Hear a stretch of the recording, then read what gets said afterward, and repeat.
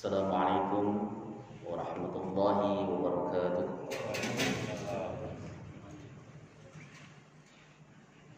Alhamdulillahi rabbil alamin wal aqibatu lil muttaqin wala 'udwana illa 'alal zalimin. Asyhadu an la ilaha illallah wahidul halim wa asyhadu anna sayyidana Muhammadan 'abduhu wa rasuluhul karim. Allahumma fassalli wa sallim wa barik ala sayyidina Muhammadin sallallahu alaihi wasallam wa ala alihi wa sahbihi wa man tabi'ahu ila yaumiddin. Amma ba'du fa ya ibadallah, usikum nafsi wa iyaya bi taqwallah faqad fazal muttaqun. Qala Allah ta'ala fi kitabihil karim wa huwa asdaqul qa'ilin. Ya ayyuhalladzina amanu taqullaha haqqa tuqatih wa la tamutunna illa wa antum muslimun. Fa inna ahsanal hadits kitabullah wa khairal hadi hadi Muhammadin wa syarrul umur muhdatsatuha wa kullu muhdatsatin bid'ah wa kullu bid'atin dhalalah wa kullu dhalalatin finnar. Alhamdulillah, segala puji bagi Allah Subhanahu wa taala yang telah memberikan kepada kita nikmatul iman, nikmat Islam, telah memberikan kita taufik khalqul qudratit ta'at wa tasyirus sabilil khair, sehingga pada pagi hari ini kita bisa melaksanakan aktivitas kita kembali salat subuh berjamaah disambung dengan berhalaqah bersama dalam rangka membahas agamanya Allah Subhanahu wa taala.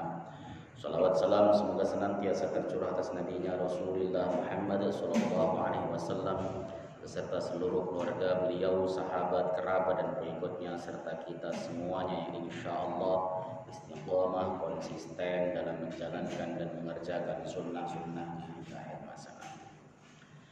Kita akan kembali membahas kitab Tanbihul Ghafilin, kitab yang berisi tentang peringatan bagi orang-orang yang lalai atau lupa seperti kita ini. Masuk kepada bab baru, yaitu babul amri bil ma'rufi wan nahyi 'anil munkari.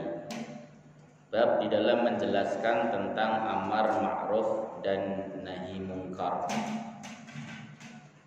Amar ma'ruf dan nahi munkar merupakan salah satu hal yang penting di dalam agama Islam ini, dan ini merupakan satu kesatuan yang tidak bisa dipisahkan.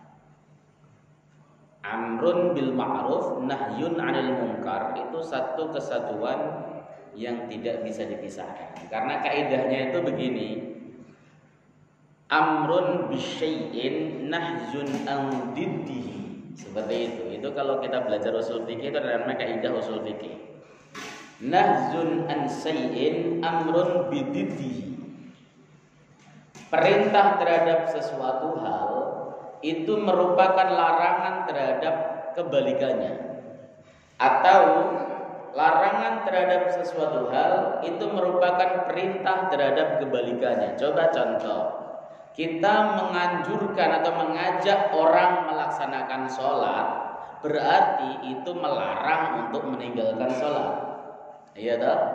Itu namanya amar ma'ruf nahi munkar. Itu merupakan satu kesatuan yang utuh yang tidak boleh dipisahkan. Kita melarang orang berbuat judi, berarti memerintahkan orang untuk berhenti judi. Itu seperti itu. Ya, makanya ini adalah suatu bagian agama yang sangat penting. Sebab kalau ini tidak dijalankan, agama runtuh. Amar ma'ruf nahi munkar kalau tidak dilakukan dengan baik, agama runtuh. Oleh sebab itu, amar ma'ruf nahi munkar harus dilaksanakan dan hukumnya fardu kifayah. Dalam satu kampung, dalam suatu negeri, negeri kalau kampung aja lah. Kalau tidak ada orang yang melakukan amar ma'ruf nahi munkar, maka dosa semuanya. Termasuk dalam bagian amar ma'ruf nahi munkar ya seperti ini, ngaji, taklim, ya, bayan, itu termasuk bagian daripada amrun bil ma'ruf wa nahyun 'anil munkar. Itu fardu kifayah. Tidak mesti harus orang alim, tidak mesti harus ustadz, tidak mesti harus kiai. Yang penting syaratnya 2. Mau dan mampu. Bahkan ada yang cukup memberikan syarat 1, mampu saja. Apakah misalnya ada orang ngajak sholat harus paham terkait masalah sholat secara detail? Enggak, secara global saja dia tahu tentang masalah sholat, tentang kewajiban sholat 5 waktu, maka dia punya kewajiban untuk amrun bil ma'ruf wa nahyun 'anil munkar.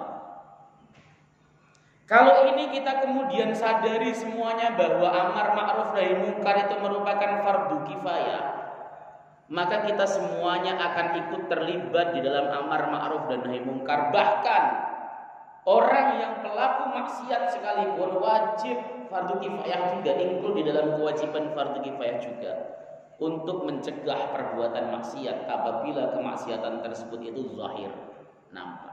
Nanti akan kita bahas bab ini secara komprehensif. Oke, kita mulai saja. Bismillahirrahmanirrahim. Qala al-mu'allif rahimahullahu ta'ala wa nafa'na bihi wa bi'ulumihi fid dharain amin. Rabbana shrah lana sudurana wa yassir lana umurana wa hlul 'uqdatam min alsinatina yafqahu aqwalana. Bismillahirrahmanirrahim. Qala al-faqih Abu Laits As-Samarqandi rahimahullahu ta'ala. Berkatalah Al-Imam Al-Faqih Abu Laits As-Samarqandi, semoga Allah Subhanahu wa ta'ala merahmati beliau. Pengarang kitab Tanbihul Ghafilin ini adalah seorang ulama besar di dalam madhab Hanafi. Ya, namanya Abu Laits As-Samarqandi. Hadatsana Abul Qasim Abdul Rahman ibnu Muhammad. Hadatsana Faris bin Mardawi. Qala hadatsana Muhammad ibn al-Fadl. Hadatsana Ali bin Ashim tilmidu Abi Hanifah radhiyallahu ta'ala anhu, an Yahya bin Sa'id an Ismail bin Abil Hakam qala Umar bin Abdul Aziz radhiyallahu ta'ala anhuma. Berkatalah Umar ibnu Abdul Aziz, ini terkenal dengan sebutan khalifah Khulafaur Rasyidun pelengkap. Jadi Khulafaur Rasyidun itu ada 4, Abu Bakar, Umar, Utsman, Ali. Dilengkapi 1 yaitu Umar ibni Abdul Aziz, itu sebagai Khulafaur Rasyidun pelengkap. Umar ibnu Abdul Aziz merupakan salah satu keturunan dari Umar ibnu Khattab.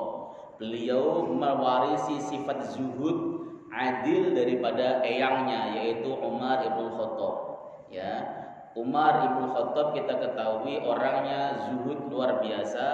Bahkan beliau itu ketika jadi Amirul Mukminin tidak memiliki rumah yang bagus ataupun istana. Umar ibnu Abdul Aziz sama, ketika Suriah atau Damaskus di bawah kekuasaan beliau, ya tidak lama beliau memegang pemerintahan 3 tahun, tetapi makmur luar biasa, keberkahan dibuka oleh Allah Subhanahu wa taala dari penjuru langit dan bumi. Banyak orang yang asalnya mustahid jadi muzaki. Kemudian orang-orang Khawarij, orang-orang ekstremis, ya. Jadi ekstremis atau Khawarij, tukang ngafirin orang dari dulu itu sudah ada. Sejak zaman Umar ibni Abdul Aziz juga sudah ada, bahkan semenjak Sayyiduna Ali bin Abi Thalib. Itu sudah ada. Nah, orang-orang ekstremis Khawarij yang tukang ngafirin orang di masa Umar bin Abdul Aziz ini tidak berkutik. Kenapa? Karena Umar ibnu Abdul Aziz sadar bahwa prinsip yang menjadi keyakinan baku itu susah dirubah. Enggak bisa dirubah walaupun dengan golok atau pedang misalnya. Kalau kamu enggak mau tobat saya bunuh, mereka lebih baik mati dibanding dengan perubah akidah. Caranya didekati dengan cara yang sangat bijak, sangat terkenal sekali dalam kitab Al-Bidayah wan Nihayah. Ya, Umar mendekatinya dengan ucapan, kalian adalah warga saya dan saya akan berlaku adil dan tidak membeda-bedakan antara kalian dengan semua warga saya. Hak-hak kalian akan saya penuhi, tapi jika kalian memberontak, kalian melakukan makar, maka akan kami perangi. Tapi kemudian hak-haknya diberikan secara utuh. Akhirnya mereka kemudian tidak melakukan gerakan apapun di masa Umar ibn Abdul Aziz. Umar bin Abdul Aziz ini seorang khalifah yang ulama. Dia seorang kepala negara yang ulama. Kita ketahui kodifikasi hadis pertama kali dilakukan di masa beliau. Beliau memerintahkan Imam Az-Zuhri untuk mengelompokkan mencari hadis-hadis sahih. Itu atas perintah Umar ibn Abdul Aziz. Ya, Umar ibn Abdul Aziz ini orang yang tidak mau makan sebelum seluruh rakyatnya makan. Orang yang tidak mau pakai pakaian bagus sebelum rakyatnya semua pakai pakaian bagus.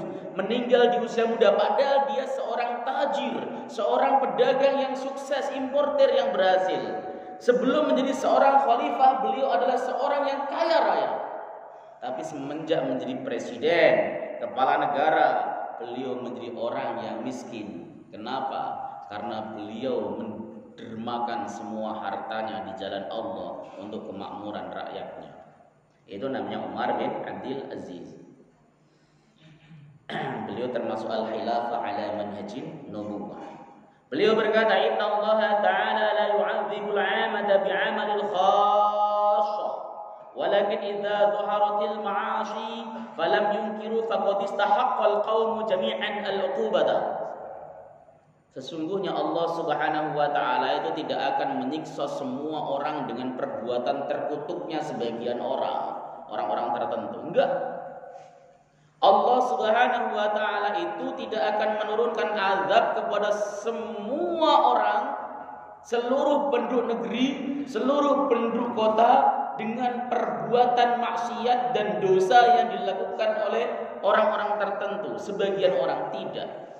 Tapi tatkala maksiat merajalela, falam yungkiru, dan mereka tidak mengingkarinya, mereka tidak membencinya, maka seluruh kaum berhak untuk mendapatkan azab dari Allah Subhanahu wa Ta'ala.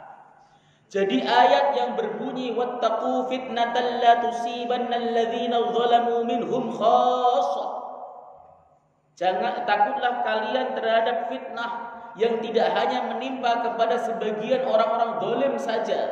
Itu merupakan ayat seruan kepada orang-orang yang saleh, orang-orang yang tidak berbuat zalim untuk melakukan amar ma'ruf nahi munkar. Jadi kalau ada kezaliman ini nampak ya. Zaharatil ma'asi itu artinya maksiat merajalela, tampak di depan mata, orang mabuk di depan mata kita, orang judi di depan mata kita dan sebagainya. Kita kok diem saja, tidak amar ma'ruf nahi munkar. Alasannya toleransi. Makanya kan budaya toleransi kita itu kebablasan. Ya, seperti istilah hormati dong hak orang yang tidak puasa. Loh, orang maksiat kok minta dihormati? Ya, hak asasi manusianya kebablasan. Hormati dong orang yang enggak sholat. Cara menghormati orang yang enggak sholat, ya disuruh sholat. Makanya kalau kemudian kita dipepetin di hak asasi manusia, misalnya contoh, Mas, sholat dong. Ya, sholat itu merupakan kewajiban agama. Perintah sholat lima waktu itu tegas. Sudah termasuk ma'ulima minad dini bid darurah atau ijma' maklum daruri. Siapapun orang yang mengingkari kewajiban sholat kafir. Misalnya dakwah yang baca pokok yang macam-macam. Kemudian dia ngomong, hak asasi saya dong, mau sholat mau enggak dan sebagainya. Urusnya apa dengan ente? Loh, ini juga hak asasi saya. Kalau saya enggak amar ma'ruf, enggak nasihati sampean, gara-gara sampean enggak sholat, saya bisa ditimpakan hujan batu dari langit, bisa diadab oleh Allah Subhanahu wa Ta'ala. Jadi jangan ngomongin hak asasi terkait perbuatan maksiat. Apalagi kemudian kita ridho dengan ucapan tersebut. Ya memang kan masalah urusan dengan Tuhan itu kan urusan privasi katanya kan. Urusan masing-masing, mau enggak mau sholat mau enggak itu urusan dia kepada Allah. Selalu dibagi nih, toh belum tentu orang yang rajin sholat juga masuk surga. Ya, surga kan milik Allah. Bisa jadi Allah Subhanahu wa Ta'ala ampuni. Ya bisa jadi sih bisa, tapi tahawun terhadap syariat itu kafir. Melecehkan terhadap syariat itu kafir. Wah Ustadz, ente takfiri, kufar kafir orang lu. Kalau ada orang yang memang sudah dikafirkan secara mutlak oleh para ulama, ya kita omongin bahwa itu adalah perbuatan kafir. Meninggalkan sholat, itu hukumnya para ulama debatable. Debatable itu artinya ada yang menghukumi kafir, ada yang menghukumi tidak. Imam Syafi'i, orang yang meninggalkan sholat dengan sengaja, itu hukumnya ada dua.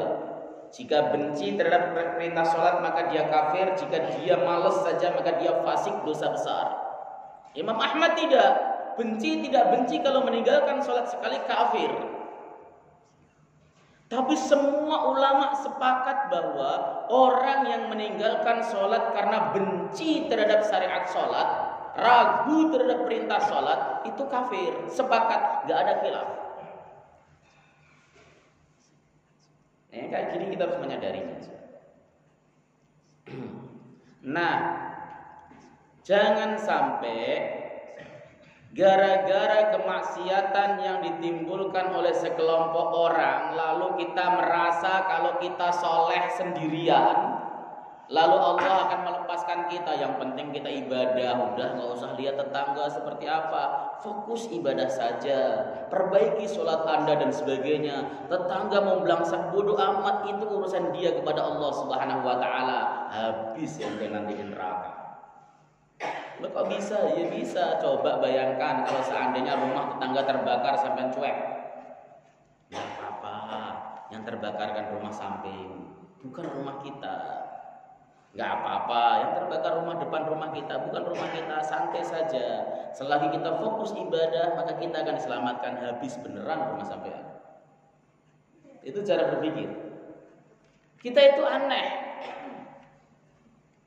Mau berangkat ke masjid. Banyak orang kita lihat orang-orang Islam ya yang wajib kita dakwah itu orang Islam. Kalau yang nggak Islam ya nggak didakwai untuk sholat.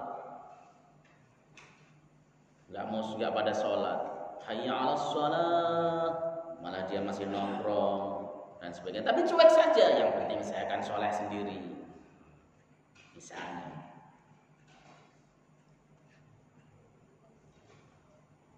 kita itu tahu kalau dia itu diancam dibakar di neraka, tapi cuek-cuek saja. Sebentar. Kalau kita pas lagi mau berangkat, tiba-tiba lihat ada rumah tetangga saudara kita dan sebagainya mau kebakar, kita sibuk luar biasa cari air untuk madami. Padahal itu hanya kebakaran dunia. Makanya benar ucapan yang mengatakan inna musibatad dunya indan nasi asyaddu min musibatid din. Sesungguhnya musibah dunia di sisi orang itu lebih dahsyat dibanding musibah agama. Musibah dunia itu dahsyat. Orang kehilangan orang yang disayanginya luar biasa sedihnya, tapi kehilangan amal salehnya itu gak sedih. Orang kehilangan perhiasannya cincin satu yang harganya 3 juta, 4 juta, 5 juta, 10 juta, nangis seharian gak selesai-selesai, tapi dia tahu bahwa amal sholatnya hancur, amal sedekahnya hancur, amal haji dan umrohnya bisa hancur, tapi tetap tenang-tenang saja. Dia tahu bahwa riya itu bisa menghancurkan amal, dia tahu sum'ah, mempertontonkan, memperlihatkan amaliyah yang ia kerjakan masa lalu itu bisa menghancurkan amal. Ia tahu hasud juga bisa menghancurkan amal, dia cuek saja. Padahal tak ternilai. Tapi begitu harta dunia, dia nggak usah emas yang harganya 10 juta lah. Kehilangan 100.000 saja paniknya luar biasa. Ini menunjukkan bahwa musibah dunia di sisi kita manusia itu lebih dahsyat dibanding dengan musibah agama. Merasa bahwa kehidupan kita ya di dunia saja, bukan di akhirat. Kita itu kan hidup di masa itu, hidup di mana orang itu orientasinya adalah dunia. Ya, cari mantu saja yang pertama kali di dunia, tanya dunia dulu. Bapakmu punya kontrakan berapa pintu? Kamu kerja di mana? Gak ada yang nanyain dari mantu itu. Kamu hafal berapa juz? Kamu sudah bisa baca kitab belum? Kamu sudah ini belum? Gak ada, jarang. Kerja di mana? Biasanya kalau pas lagi nanya itu misalnya, udah punya penghasilan belum? Meskipun nggak penghasilan tetap, tapi harus tetap berpenghasilan. Namanya begitu tuh. Ya itu termasuk bagian yang penting, tapi tidak sangat penting gitu. Kita itu hidup di mana dunia jadi orientasi, di mana dunia menjadi tujuan hidup. Ini yang berbahaya. Syekh Abdul Qadir Al-Jilani pernah memperingatkan nanti akan muncul orang-orang yang yahtalu dunya biddin. Dia itu menukarkan dunia dengan agama. Dia mencari dunia dengan menjual agama. Akan muncul orang-orang semacam itu di zaman akhir, di zaman kita. Kita hidup di zaman seperti itu.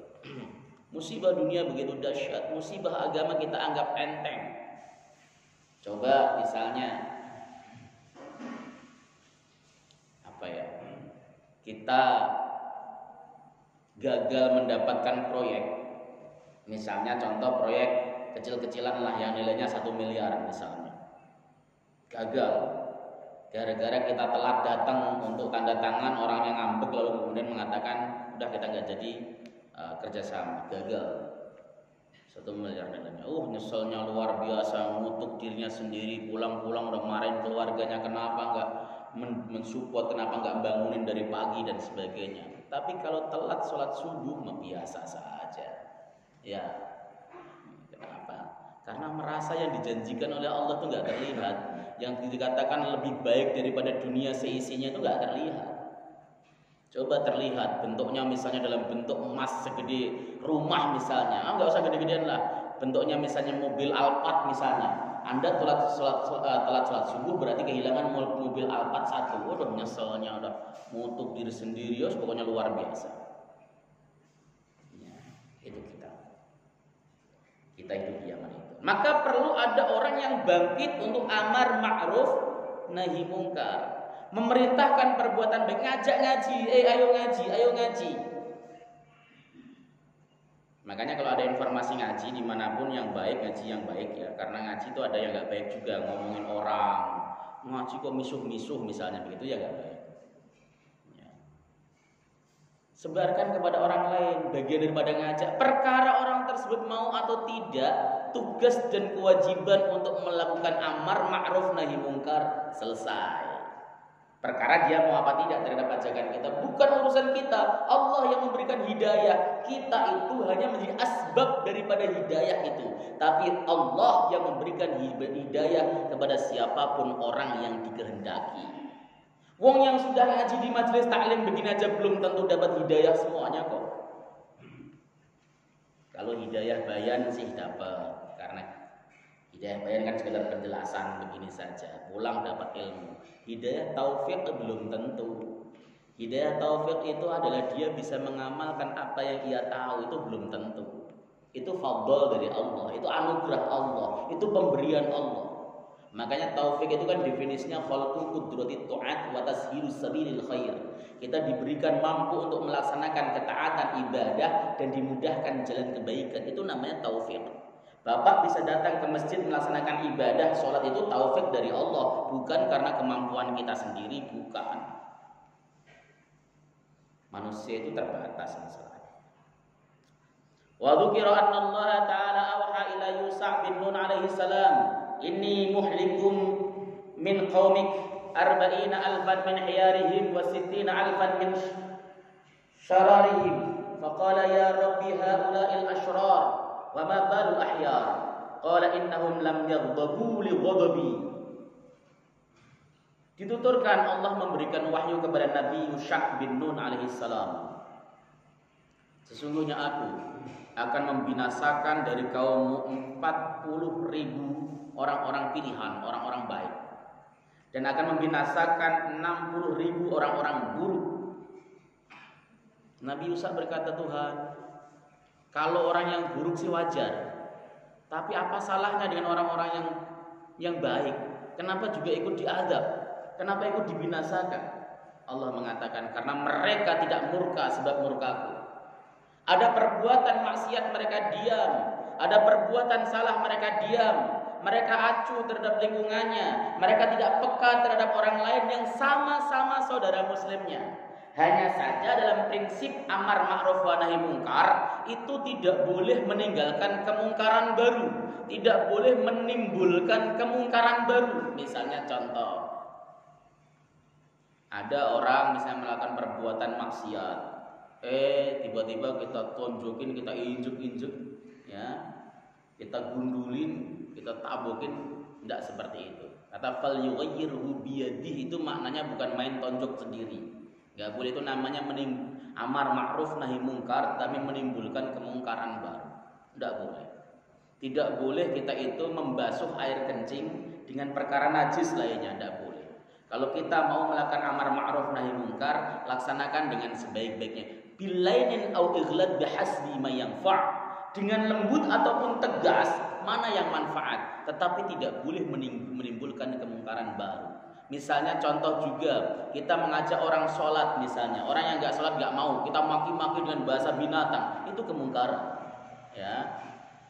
Jadi tidak boleh melakukan amar ma'ruf nahi mungkar dengan kemungkaran baru. Makanya ngaji bab amar ma'ruf nahi mungkar itu termasuk mim muhimmatid din, dari perkara yang penting dalam agama. Kenapa? Karena kita nanti pasti akan melakukan amar ma'ruf nahi mungkar. Ya, tadi dijelaskan di awal, enggak mesti harus ustadz, enggak mesti harus kiai, siapapun mereka yang mampu maka wajib untuk melakukan amar ma'ruf.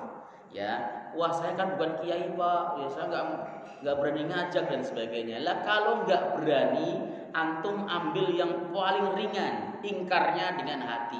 Kalau enggak berani, mau dengan lisan, mau dengan tangan, dengan kekuasaan, dengan kekuatan, tidak berani. Mau dengan lisan, nasihatin sebagaimana ulama, nggak bisa, ngomongnya nggak bisa. Akhirnya dengan hati. Ingkar dengan hati itu ad'aful iman, yang paling lemah, iman yang paling lemah. Dan itu tidak cukup. Yang penting saya kan nggak suka. Bukan begitu. Gambarannya begini. Ada seorang yang lumpuh bisu. Dia lumpuh bisu. Dia melihat rumahnya kebakaran. Dia pengen ngambil air nggak bisa karena lumpuh. Dia mau teriak minta tolong nggak bisa karena bisu. Apa yang dilakukan sama dia? Nangis pasti. Nangis terseduh-seduh, mata air matanya akan keluar. Hatinya merasa teriris, kenapa saya nggak bisa berbuat apapun? Kenapa kaki saya lumpuh sehingga saya tidak bisa melakukan pencegahan kebakaran? Kenapa mulut saya ini bisu sehingga saya tidak bisa untuk minta tolong? Begitulah mestinya yang disebut dengan ad'aful iman.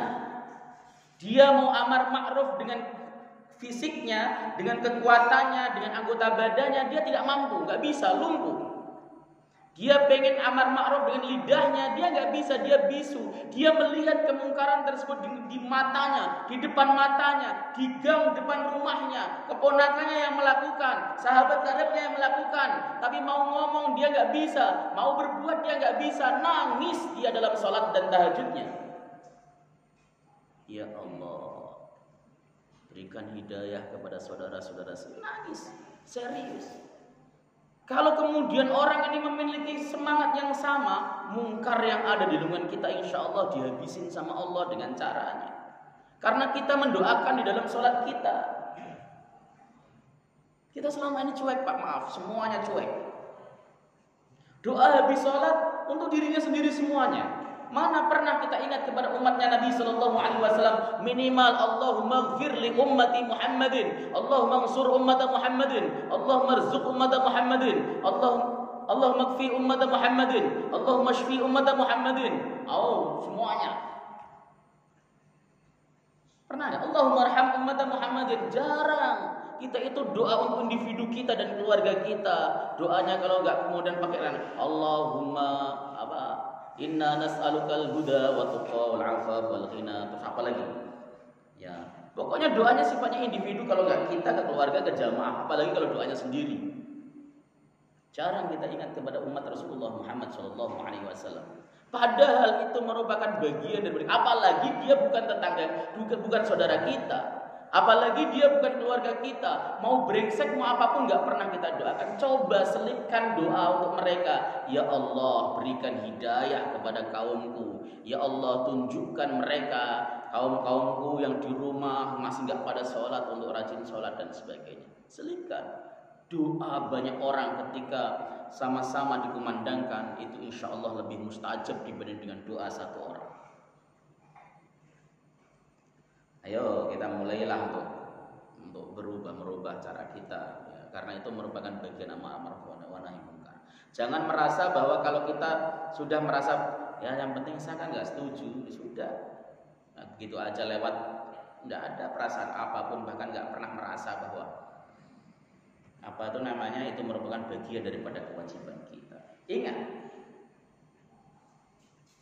dalam perkataan ini tadi, dalam wahyu yang diberikan oleh Allah kepada Nabiullah Yusuf itu, kita itu wajib ghadab terhadap apa yang Allah murkai. Kita wajib tidak suka terhadap apa yang Allah tidak suka. Ya. Kemudian warawa Abu Hurairah meriwayatkan dari Nabi sallallahu alaihi wasallam dan Nabi Muhammad sallallahu alaihi wasallam qala muru bil ma'ruf wa illam ya'malu bih wanhau 'anil munkar fa illam tantahu 'anhu. Perintahkanlah atau amar ma'ruflah kalian walaupun kalian belum bisa mengamalkan itu, dan cegahlah perbuatan mungkar meskipun kalian belum bisa menjauhi kemungkaran itu.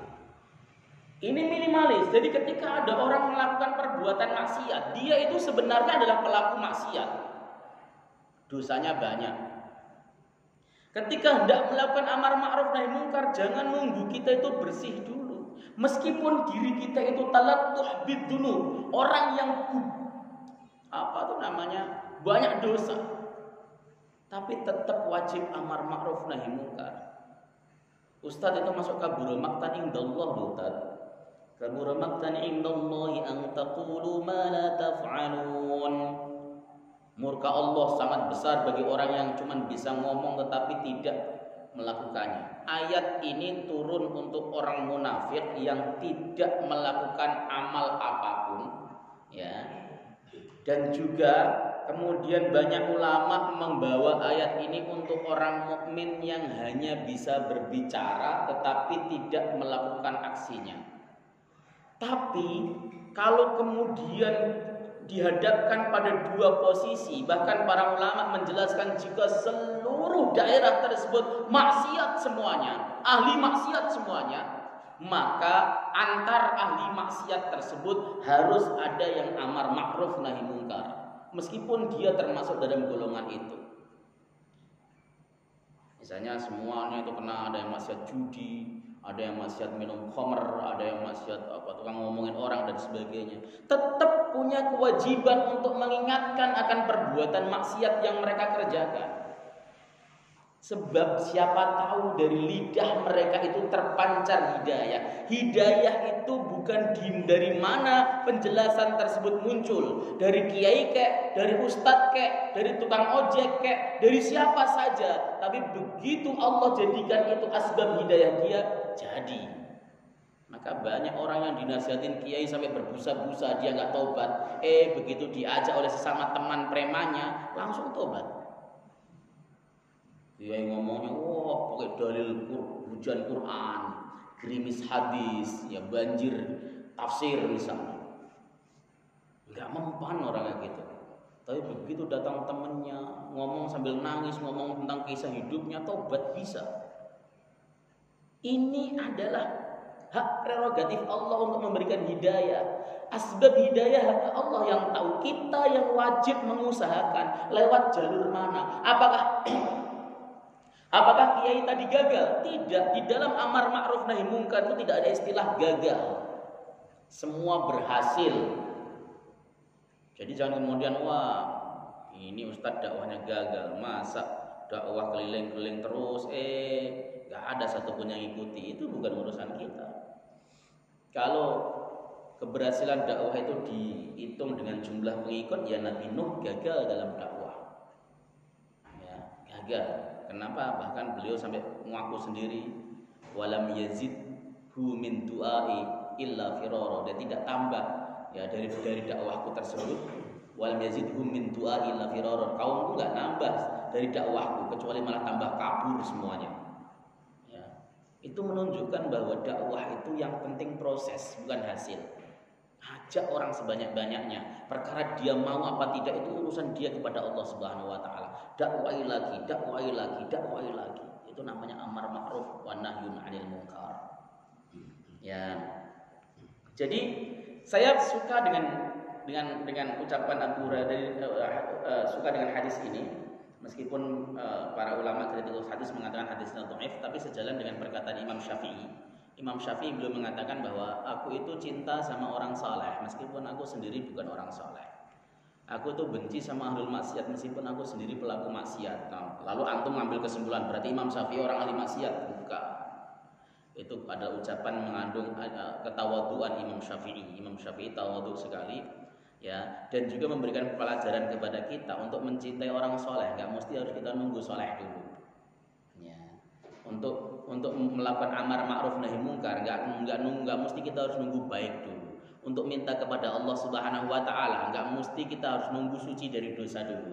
Di dalam kitab Hikam, Imam Ibnu Athaillah Al-Asqadariyah itu pernah mengemukakan bahwa jika Anda ingin minta kepada Allah Subhanahu wa taala nunggu sampai Anda enggak punya dosa, maka Anda tidak akan pernah minta sama Allah, sebab kita pasti pendosa. Kita pasti dosa. Jika kita mau amar ma'ruf nahi mungkar nunggu sampai kita menjadi orang yang utama dulu, lah kapan kita amar ma'ruf? Kita enggak pernah jadi orang utama. Ya. Saya mau nunggu jadi ulama dulu Ustaz baru amar ma'ruf. Ya. Kapan antum jadi ulamanya? Maka amar ma'ruf itu harus terus dikembangkan. Bisa jadi itu merupakan salah satu jalur amaliyah kita menuju ridho Allah Subhanahu wa taala. Antum harus tahu yang disebut sirat al-mustaqim itu jalan lurus yang lebar. As-sirat itu jalan lurus, jalan lebar. Sirat itu jalan lebar. Ya, al-mustaqim itu lurus. Jadi as-sirat al-mustaqim itu jalan lebar yang lurus. Nah, sirat tadi itu merupakan tempat berkumpulnya subul atau sabil, jalan-jalan kecil itu namanya sabil. Ya. Sabilillah itu ada sholat, ada zakat, ada saum, ada haji, ada thalabul ilmi, ada umroh, ada amar ma'ruf nahi mungkar, ada dakwah, ada sedekah, ada apa lagi? Ta'allum, belajar. Itu namanya sabil, jalan-jalan kecil. Jadi sabilillah itu macamnya banyak. Maka siapapun yang menempuh satu jalan itu maka dia berada pada as-sirat al-mustaqim, jalan yang lurus. Maka cobalah lihat bagaimana peri kehidupan para sahabat. Mereka itu mengambil satu jalan. Ada sahabat radhiyallahu taala anhum ajma'in yang dia itu memang fan di Quran. Sahabat Ubay, ya, sahabat Ubay bin Ka'ab misalnya. Sahabat Abdullah bin Mas'ud misalnya. Ada sahabat yang melalui jalur sedekah, Abdurrahman bin Auf, Utsman bin Affan. Ya. Ada sahabat yang memilih jalur yang lain, jalur keadilan, wara, ya. Jalur ngumpulin hadis. Mereka memiliki amalia-amalia spesifik yang menjadi jalan mereka menuju ridho Allah Subhanahu wa taala. Antum juga demikian. Orang yang kaya ambil jalur sedekah, orang yang miskin ambil jalur puasa. Jangan kebalik, orang kaya jalurnya puasa nggak pernah sedekah. Kan begitu.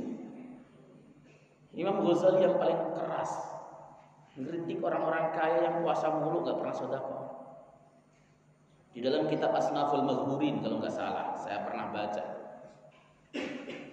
Ya, beliau mengatakan orang kaya yang nggak pernah sedekah tapi puasa mulu merasa dirinya sudah melakukan perbuatan baik, ya, karena dia sudah berpuasa, sering berpuasa Senin, Kamis, Yaumul Bid, kemudian puasa Daud dan sebagainya, ya, tapi sedekah nggak pernah sama sekali. Kata Imam Ghazali, orang seperti itu maghrur, tertipu.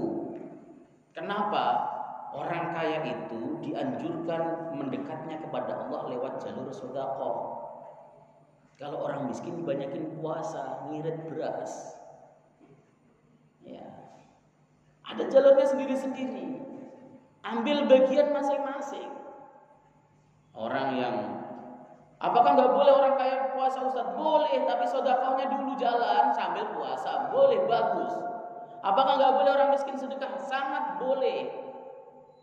Ini kan supaya kita tahu posisi masing-masing. Thalabil ilmi, orang yang baru belajar, jalur untuk mendekatkan diri kepada Allah ya sungguh-sungguh belajar. Makanya sampai ada perkataan daripada Abu Hurairah dan Abu Dzar Al-Ghifari. Ini saya nukil dalam Muqaddimah kitab Kifayatul Ahyar karangan Al-Imam Taqiyuddin Al-Hisni. Beliau mengatakan bahwa babun minal ilmi ahabbu ilaina min salatil laili alfa rakaatin tatawwu'an. Satu bab dari ilmu itu lebih aku cintai dibanding dengan sholat malam 1000 rakaat. Kenapa? Ya untuk thalabul ilmi, yaitu mujahadahnya. Santri pelajar itu belajar yang bagus, menghafal yang kuat. Ya, meskipun sholat malamnya enggak masalah, karena itu jalur thalabul ilmi. Antum baca kitab Ihya lah bab awal. Kalau nggak mau Ihya misalnya, wah saya nggak mau kitab Ihya Ustaz. Di dalam kitab Ihya banyak hadis dhaif misalnya, kan ada orang-orang belagu di akhir zaman itu. Ya, ngaji Ihya nggak pernah tapi mencelanya sering. Mengatakan wah kitab Ihya itu isinya hadis dhaif dan sebagainya. Saya pernah ngadepin orang kayak gitu. Ustaz, kitab Ihya itu isinya hadis dhaif. Antum pernah ngaji Ihya? Belum. Ya belum kok komentar. Nggak boleh yang belum. Kalau nggak mau kitab Ihya, oke, saya tunjukkan kitab yang antum mungkin mau. Minhajul Qasidin, karangan Ibnul Jauzi, atau Muhtasar Minhajul Qasidin, karangan Ibnul Qudamah Al-Maqdisi. Kenapa ditunjukin kitab itu Ustaz? Yaitu kitab memang sejalan dengan kitab Ihya. Itu kan dikatakan cara seseorang untuk munajat kepada Allah Subhanahu wa taala, berzikir kepada Allah, takarub itu masing-masing. Jika dia abid, orang ahli ibadah, maka takarubnya kepada Allah Subhanahu wa taala dengan jalan berzikir dan ibadah. Kalau dia muadzaf, pekerja, maka takarubnya kepada Allah Subhanahu wa taala dengan bekerja sungguh-sungguh, enggak korupsi, datang tepat waktu. Pegawai kelurahan misalnya, takarubnya kepada Allah, layani orang dengan sebaik-baiknya, bukan malah sholat duha selama-lamanya. Datang ke kelurahan udah 7:30 sampai kelurahan gelar sajadah, ambil wudhu, masih zikir, baru jam 10 selesai. Itu salah, itu ghalat meskipun yang dilakukan baik. Saya sampai ngomong sama jamaah saya, jika Anda di pekerjaan, di perusahaan kok melarang sholat 5 waktu, Anda harus protes. Anda harus melawan, kalau tidak bisa Anda harus keluar, karena itu merupakan bagian yang wajib dalam hidup Anda. Tapi kalau perusahaannya hanya melarang sholat duha, antum wajib taat sama perusahaannya. Misalnya, untuk efisiensi tenaga, maka semua yang masuk pagi tidak boleh melaksanakan sholat duha. Boleh yang kayak gitu, karena larangannya adalah sunnah sementara. Bekerja dengan baik, taat sama aturan perusahaan itu wajib. Jadi kita harus bisa membedakan. Jangan kemudian, wah itu anti-Islam. Yang anti-Islam itu kalau yang wajib sudah dilarang, baru itu anti-Islam. Oke, bisa dimengerti ya. Maka kita sadar diri di mana kita berada. Orang yang bekerja, seorang ayah, ya zikirnya cari nafkah. Seorang istri, zikirnya ya ketika dia ada di rumah. Itu yang disebut dengan cara jalur dia untuk menuju ridha Allah Subhanahu wa taala. Menuju ridha Allah itu disebut as-sirat al-mustaqim.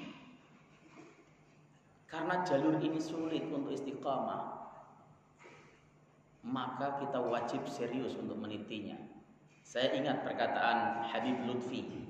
Beliau mengatakan, siapapun orangnya yang tidak bisa meniti siratal mustaqim dunia, maka dia tidak akan pernah bisa meniti siratal mustaqim akhirat. Itu seperti itu. Di dunia kita itu ada sirat tidak sirat mustaqim. Sudah masuk surga. Tadi bel apa tadi? Bel waktu surga. Ini kalau saya lanjutkan sedikit, Pak. Kalau saya bilang selesai nanti pasti suruh tanya nggak pada mau. Warwiya an Anas bin Malik radhiyallahu taala anhu dari Nabi sallallahu alaihi wasallam annahu qala, sebenarnya beliau bersabda, inna minan nasi nasan mafatihu li khairin, ya, mafatihu lil khairi maghaliqu lisyarri, fa inna minan nasi nasan mafatihu lisyarri maghaliqu lil khairi, fatuba liman ja'ala Allah taala mafatihal khairi ala yadayhi wa wailun liman ja'ala Allah mafatihal syarri ala yadayhi. Ada sekelompok manusia yang dia itu menjadi kunci-kunci bagi kebaikan, kunci dan gembok bagi keburukan. Ada juga orang yang dia itu gembok dalam kebaikan dan kunci pembuka bagi setiap keburukan. Orang yang beruntung adalah orang yang dijadikan sebagai kunci pembuka kebaikan dan gembok bagi semua jenis kemaksiatan, yaitu orang yang amar ma'ruf nahi munkar. Orang yang mengajak kebaikan itu membuka kunci kebaikan. Ayo pada sholat, ayo pada ke masjid, itu sama dengan membuka. Ayo pada silaturahim, mari kita ngaji, itu adalah pembuka kebaikan.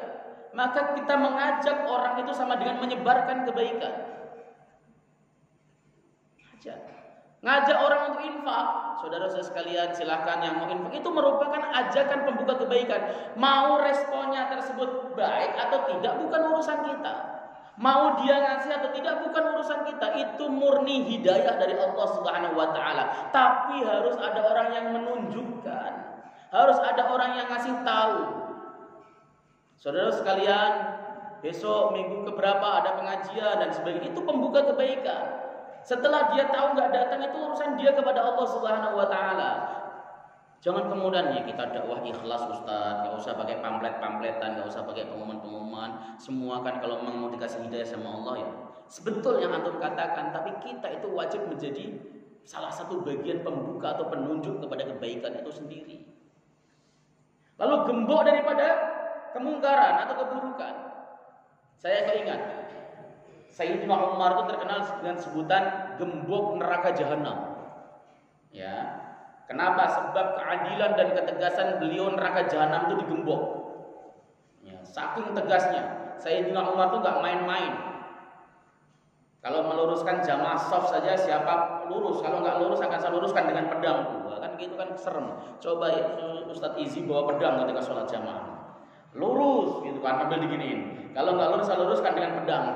Pasti diviralkan itu. Wah, viral seorang ustadz ekstremis sholat bawa pedang. Padahal sebenarnya pengen menegakkan suatu hal yang baik. Oke, saya rasa begitu. Tambahannya dikit saja. Mudah-mudahan manfaat. Ada muskil kira-kira? Pertanyaan monggo.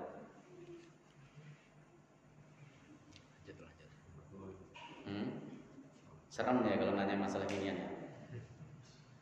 Ngaji itu paling banyak pertanyaan itu masalah fikih. Ya, karena fikih itu ya memang banyak khilafnya. Kalau masalah amar ma'ruf nahi munkar nggak ada khilafnya. Mau nanya, ini jamaah itu terbagi jadi dua. Mau nanya, dia sudah paham amar ma'ruf nahi munkar. Dia mau yang diem karena sudah paham. Yang dua mau nanya, lah dia nggak pernah amar ma'ruf nahi munkar. Nah ini kan. Makanya amar ma'ruf nahi munkar itu laksanakan saja Pak. Termasuk kepada anak istrinya, kepada keluarganya aja yang baik. Ayo nak ngaji, habis maghrib ngaji, jangan nonton TV, jangan nonton handphone, itu amar ma'ruf nahi munkar. Ya, sama istrinya, Bu, TV, Bu, gosip itu dimatikan. Ayo apa isi yang baik-baik. Kalau mau nonton TV itu yang baik-baik. Jangan nonton gosip, jangan nonton yang sebagainya. Seperti itu amar ma'ruf nahi munkar. Perkara istrinya mau apa tidak ya nggak usah disiram TV-nya kemudian atau diketok palu. Ya, nah, nanti malah berantem. Caranya dakwahnya yang baik. Dakwah itu tetap dengan cara yang terukur. Ya. Silakan Pak. Saya mau nanya kan, Bentar, masalah media sosial sekarang ini kan ada pendakwa yang mengatakan ibadahmu masalah sedekahnya lebih diutamakan daripada Allah tidak melihat puasamu, tidak melihat sholatmu, tidak melihat hajimu. Nah ini yang lebih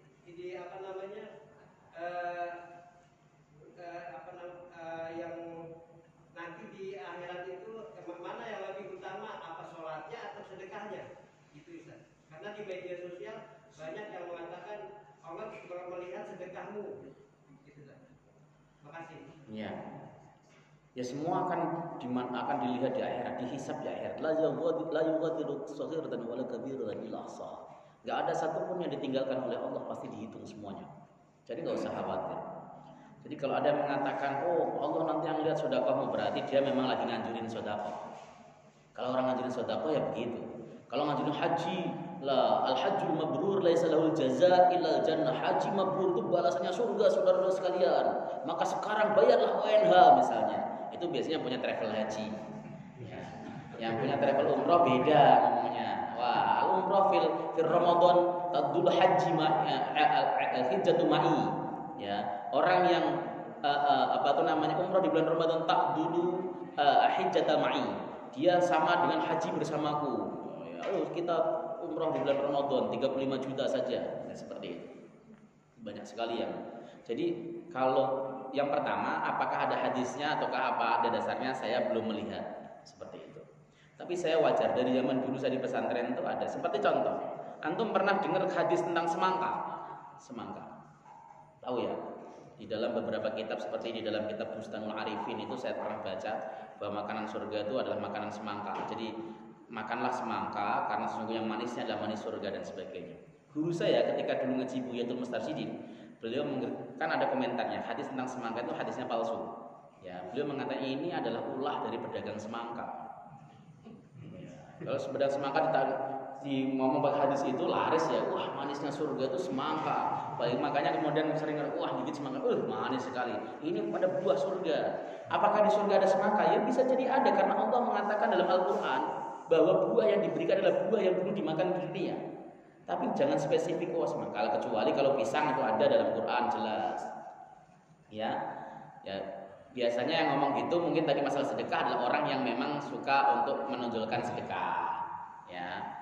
Tapi masalah apakah puasamu nggak akan dinilai, sholatmu nggak akan dinilai, sedekah saja yang banyak, berarti nanti orang awam bisa ngambil kesimpulan bahwa sedekah itu bisa menggantikan sholat. Ya jangan seperti itu. Itulah makanya ngaji tidak boleh lewat medsos.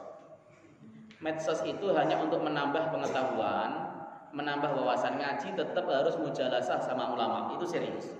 Karena nggak bisa dikonfirmasi. Saya 2 kali mendapati orang salah di dalam menafsirkan perkataan Ustadz Abdus Somad. Padahal menurut saya apa yang diungkapkan itu benar, tapi perlu diperinci. Kenapa dia bisa jadi salah? Karena dia tangkap secara zahir apa yang ada di dalam YouTube, lalu kemudian pengen diamalkan. Ya, padahal tidak seperti itu. Maksudnya tidak seperti itu. Ya, itu yang saya sampai pernah menjelaskan panjang lebar gara-gara ngaji lewat medsos seperti itu. Makanya ngaji itu harus lewat guru, wajib sama guru. Kalau sama medsos itu kalau mau dapat ilmu insya Allah dapat, tapi keberkahan, rahmat, kemudian adab itu enggak. Orang ngaji di medsos dengerin YouTube itu kadang-kadang pakai kolor doang. Kadang-kadang sambil rebahan makan kuaci, ya sambil dengerin YouTube. Mana adabnya? Coba di sini kan nggak ada yang rebahan, nggak ada yang makan kuaci kan? Kenapa adabnya ada? Di majelis taklim itu bagusnya itu begitu. Maka datangi majelis taklim. Ya, bermajelis taklim itu penting karena kita gini loh Pak, kita itu melihat seorang sosok dai itu kalau sudah wah di media sosial atau terkenal di YouTube, terkenal di sebagainya, kemudian pasti dia adalah orang yang berkualitas, belum tentu. Ya.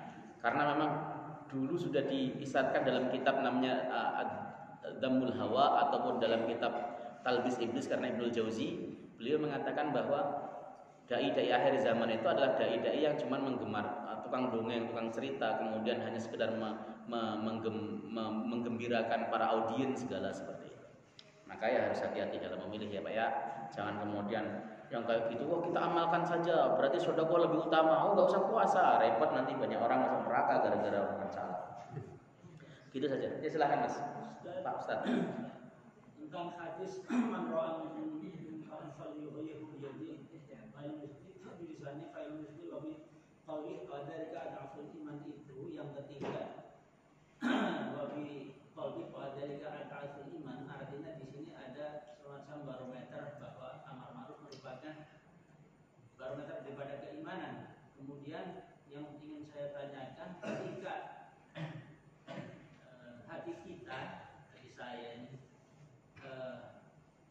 hanya yang ketiga saja tidak ada,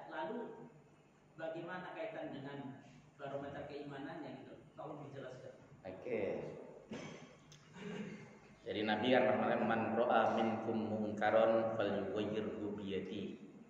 Fa illam yastati fa bi lisani, fa illam yastati fa bi qalbihi wa dzalika adhaful iman. Dan ini adalah iman yang terlemah. Kalau menurut Ustaz tadi mengatakan bahwa itu merupakan barometer keimanan. Jadi kalau kita ada kemungkaran kok enggak merubahnya dengan lidah, dengan lisan, dengan tangan, dengan lisan dan tidak ingkar dengan hati, maka iman kita enggak ada, gitu ya. Dan ini ada tidak seperti itu. Ya, tidak seperti itu. Ya, boleh dijadikan sebagai barometer keimanan kita, tetapi tidak boleh kita jadikan sebagai barometer keimanan orang lain. Ya, saya setuju kalau dijadikan sebagai barometer keimanan kita untuk ke dalam, tapi tidak boleh untuk mengukur keimanan orang lain. Itu. Kenapa? Karena Rasulullah Shallallahu Alaihi Wasallam di dalam hadis itu tekanannya adalah kewajiban amar ma'ruf nahi munkar, nggak lebih. Bahasa-bahasa yang dipakai oleh Nabi Shallallahu Alaihi Wasallam itu merupakan bahasa hiperbola atau majas alil mubalaghah untuk menunjukkan penekanan wajibnya amar ma'ruf nahi munkar bagi siapapun. Makanya redaksinya dimulai dari kata man mausulah, yang artinya siapapun berhak untuk masuk ke dalam sana. Gak peduli pangkatnya apa, jabatannya apa dan sebagainya. Seperti gini, ini pemahaman yang sama. Ketika Nabi mengatakan bahwa orang yang mati bunuh diri maka dia akan kekal di neraka. Lalu ada orang yang membawa hadis ini untuk makna zahir bahwa orang yang mati bunuh diri pasti di neraka selama-lamanya, gak akan pernah masuk surga, lalu kemudian dia jadi kafir. Begitu. Itu orang-orang yang pertama icik pemahaman hadisnya. Kenapa? Kata Imam Nawawi, gak ada satupun ulama di dunia ini yang mengatakan bahwa orang bunuh diri itu murtad atau kafir. Gak ada. Sementara dosa yang membawa kekekalan itu hanya dosa murtad atau dosa kafir. Orang yang kekal di neraka itu hanya orang murtad ataupun orang kafir. Tapi kenapa Nabi mengatakan dia kekal dari selama-lamanya? Itu mubalaghah, larangan yang sidah yang luar biasa orang untuk bunuh diri, dan menunjukkan mubalaghah bahwa dia nanti di neraka itu lama banget. Nah, dalam bahasa orang Arab itu biasa menggunakan kata kalau lama itu sak lawas-lawasi, selama-lamanya. Kalau selawas-lawasi mah bukan orang Arab, orang Jawa ya. Ya, seperti itu. Jadi untuk menunjukkan itu. Jadi itu bukan untuk mengatakan bahwa kalau dia tidak memiliki keresuhan lalu imannya pasti terlepas, tidak. Karena tidak ada satupun yang mengatakan enggak amar ma'ruf imannya batal. Tadi kan dikatakan fardunya hanya kifayah. Para ulama sepakat itu fardu kifayah. Saya mencoba untuk mencari yang mengatakan fardu ain belum ada. Tapi mungkin suatu saat bisa berubah jadi fardu ain ketika umat sudah bejat semuanya. Ya, jadi ini masih fardu kifayah. Kalau fardu kifayah berarti kalau masih ada misalnya yang melakukan amar ma'ruf yang lain tidak, itu sebenarnya sudah terlepas dari dosa. Tapi kalau untuk barometer ke dalam ke diri kita, saya setuju sekali harus begitu. Orang itu harus memiliki barometer tolak ukur untuk dirinya sendiri. Tetapi tidak boleh menghakimi orang lain. Oh, Anda nggak amar ma'ruf berarti Anda imannya nggak ada. Wah, justifikasi sadis itu. Kenapa? Karena implikasinya nuduh kafir orang lain. Kalau imannya nggak ada itu kafir. Makanya ini kita artikan itu merupakan bentuk sidahnya Nabi, penekanan terhadap kewajiban amar ma'ruf nahi munkar dan mubalaghah. Itu adalah hadis-hadis mubalaghah. Kita memahaminya ke sana. Karena kalau tidak ya implikasinya ya akan banyak dosa-dosa syirik lain seperti dosa enggak amar ma'ruf, ya dosa musyrik bunuh diri misalnya. Ya kan kemudian banyak sekali saudara muslim kita yang akan kita masukkan ke dalam orang-orang murtad ataupun orang kafir yang tidak punya iman. Itu saja penjelasannya. Penjelasannya adalah hadis itu hanya menekankan tekanan yang luar biasa mubalaghah untuk orang amar ma'ruf nahi munkar, tidak mengenal status sosialnya, karena Nabi membuka dengan kata man, siapapun orangnya boleh terlibat di dalam amar ma'ruf nahi munkar. Enggak mesti harus jenggotnya panjang, enggak punya jenggot juga boleh, ya. Enggak mesti harus kemudian dia duitnya banyak, enggak punya duit juga boleh. Enggak mesti dia harus orang yang bersih dari dosa, dosanya banyak juga boleh amar ma'ruf nahi munkar. Itu serius. Kalau nunggu enggak punya dosa kita enggak amar ma'ruf nahi munkar. Serius. Cukup ya. Mudah-mudahan manfaat. Kita tutup majelis. Subhanakallah wa bihamdika asyhadu an la ilaha illa anta astaghfiruka wa atubu ilaik. Assalamualaikum warahmatullahi wabarakatuh.